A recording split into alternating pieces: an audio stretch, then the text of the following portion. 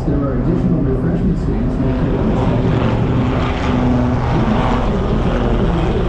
the traffic and weather conditions at our discretion.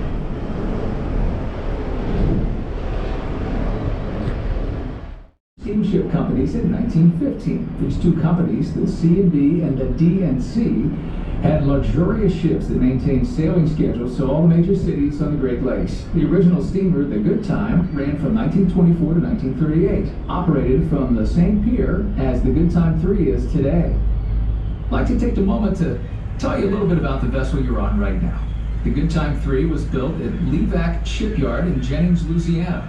Upon completion in August of 1990, the ship traveled 4,200 miles, taking 2 days to reach its home in Cleveland.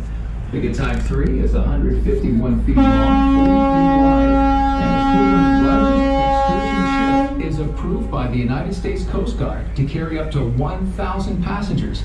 Its two main diesel engines and single-blow thruster engine have a total of 1,200 horsepower. It carries 6,500 gallons of fuel and fully loaded weighs over 500 tons. To our left, built at a cost of nearly $12 million, is the 7.6 courts that have also been added to entertain visitors. In the background, you can see the unique Rock and Roll Hall of Fame Museum designed by world-renowned architect I.M.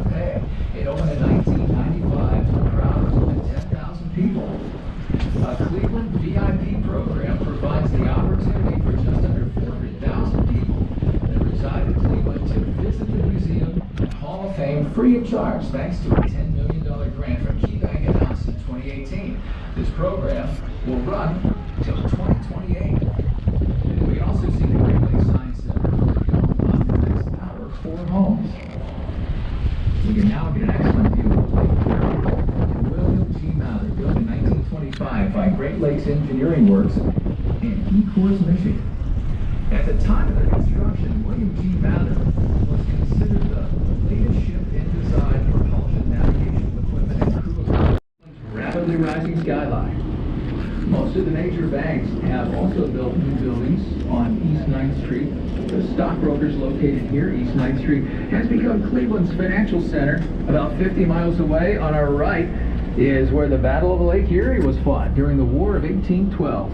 Admiral Perry, along with his fleet of ships called Niagara, Lawrence, Ariel, Scorpion, and Porcupine, defeated Admiral Barclay's fleet of English ships and sent this immortal message: "We have met the enemy, and they are ours." 2 ships, 2 brigs, 1 schooner, 1 sloop. Due to unfavorable and light winds, Admiral Perry's forces nearly lost the engagement before it truly began. Perry's flagship, the Lawrence, suffered heavy damage, and when the very last cannon became unusable, Admiral Perry transferred his command to the brig Niagara, hoisting his infamous battle flag bearing the words, "Never give up the ship." The Niagara broke the British line and led to perhaps the most significant American victory in the War of 1812. The lighthouse and bigger lights mark the entrance to the Cleveland's harbor, the flashing red and white.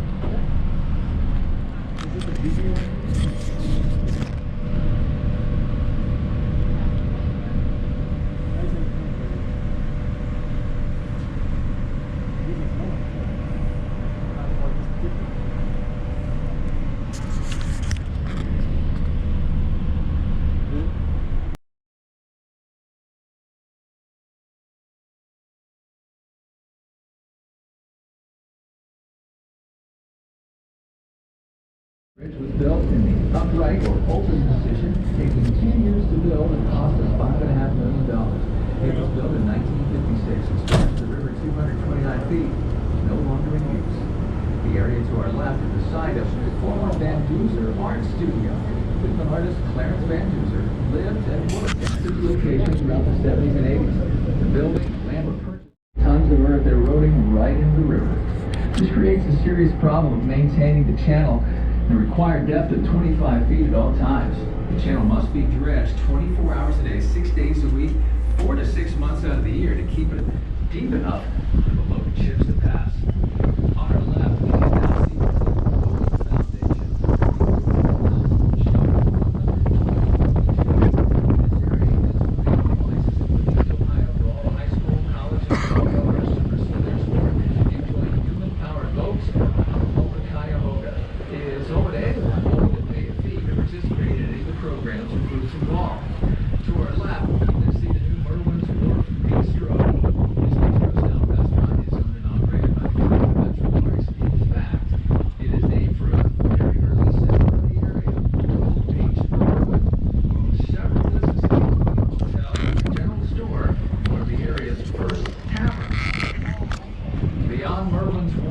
the Crooked River State Park. The park is owned and operated by the city of Cleveland and is open to the public. The park was completed in 2014, funded by the city, and enlarged by the Park Grant Foundation.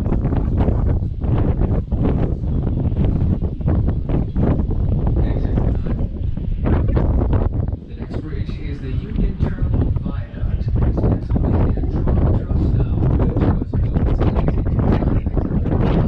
Westside Rapid Transit uses this viaduct. The bridge, the Columbus Road Bridge, originally built in 1940, after 73 years of use, the bridge underwent a major overhaul, including a full replacement of the center span. The tower's ends were anchored sandblasted and repaired. The new center span was constructed from strength formulated position and water fronting tugs. The $1 million project completed in 2014. The 220-foot span was reopened to traffic. Right here is where the first bridge was built across the Cuyahoga River in 1835, at this very location in the valley.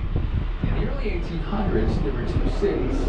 To our right front, we can see the site of a very interesting new development in the flats. This land is what's known as the Scranton Peninsula and was used for many years as the dock for the Alpha Precast Corporation and later for the United Ready Mix Corp. The land has been held by various real estate companies over the last few decades, and about 20 acres was recently acquired by real estate brokerage CBRE Incorporated. Approximately 8 acres has been parted out to the Great Lakes Brewing Company for future expansion, and plans for the remaining 12 acres indicate that it will be used for the development of a new mixed-use and pedestrian-friendly neighborhood. The old brick building on the left was once used as a stable by monks and is well over 100 years old. For years, this was the home of the Pipeline Development Company, where fittings were designed and manufactured for the repair and maintenance of pipelines all over the world. The building also housed a unique museum dedicated to pipelines and the men who built them. The museum has been relocated in Westlake and displays all types of pipes, including old wooden gas pipes and lead pipes that were used in ancient Rome. The buildings are now home to the Foundry, a rowing, sailing, and fitness training center geared toward youth and young adults in the Cleveland area. The Foundry is home to more than 100 rowing machines, as well as a top-of-the-line physical training facility available with a membership. The buildings have been renovated to include additional space for you get an excellent view of the terminal tower framed between two bridges. The first bridge, the old New York Central Railroad Bridge. The second, the Carter Road Bridge, built in 1940. The Carter Road Bridge was named after the first permanent settler in the city of Cleveland, Lorenzo Carter. On the left, the old yellow brick building that kind of looks like an old castle is where the Baltimore and Ohio passenger and freight station is located. This vintage station house was built in 1897 and operated as the city's main passenger hub until a more modern station opened at Terminal Tower in 1933. This is the area where Lorenzo Carter built his log cabin just on the crest of the hill, or on the lee of the hill, to protect his family from the cold and icy winds that came across Lake Erie north during the winter months. At the river's edge to the left is also where Lorenzo Carter built the first ship in the Western Reserve. It was called the schooner Zephyr.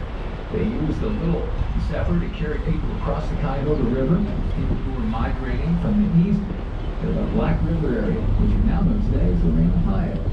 Black Swamp area, now known today as Cuyahoga, Ohio. On the right, after passing through the two bridges, we see the former G&W shipyard, now owned and operated by Riverfront Yacht Services. Among the many services is the brokerage and repair of private yachts, sailboats, and other ships. Many sailboats, and at times, small harbor tugs can be seen tied up at this site. On the left is the site of the nationally known Sherwin-Williams Paint Company, which incidentally was founded by Rive in 1866. The building on the left is their technology center used for research and development. Also up to our left, we see the 34-acre Tower City Center. Dan Gilbert purchased the avenue portion of the center for $56.5 million with hopes to create a one-of-a-kind urban shopping, dining, and entertainment destination that Clevelanders can be proud of. The bend in front of us is called Collision Bend. During the years of the old sailing vessels, this was the most narrow bend in the 6